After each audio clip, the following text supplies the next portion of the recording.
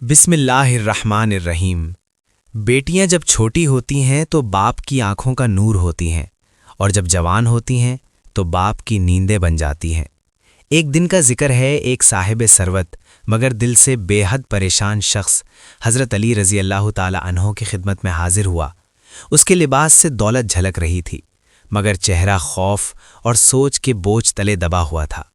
اس نے عرض کیا، اے امیر المومنین، میں دنیا کے مال میں تو امیر ہوں مگر دل کے سکون میں فقیر۔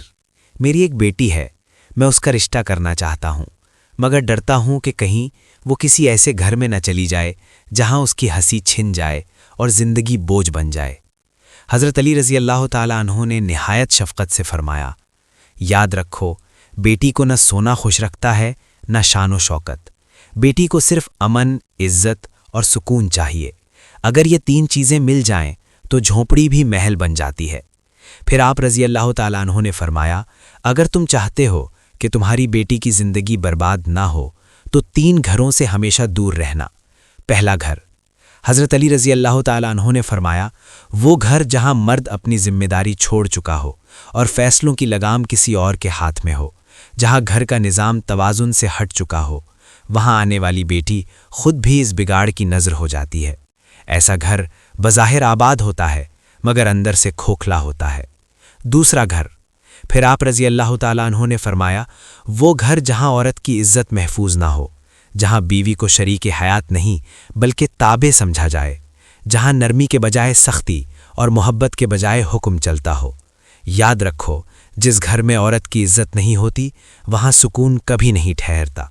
آپ رضی اللہ تعالیٰ عنہ نے مزید فرمایا، ایک اچھا شوہر وہ ہے جو بیوی کی کمزوری کو پردہ بنائے، ہتھیار نہیں، جو اس کی لغزشوں کو اچھالے نہیں بلکہ سنبھالے، جو اس کے دکھ میں ڈھال بنے اور خوشی میں شریک ہو۔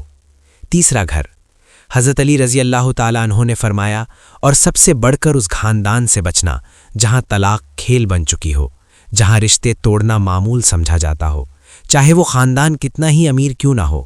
ایسے گھر میں بیٹی کا رشتہ اس کے مستقبل کو غیر محفوظ کر دیتا ہے، کیونکہ جو چیز اللہ تعالیٰ کو ناپسند ہو اس میں برکت نہیں رہتی۔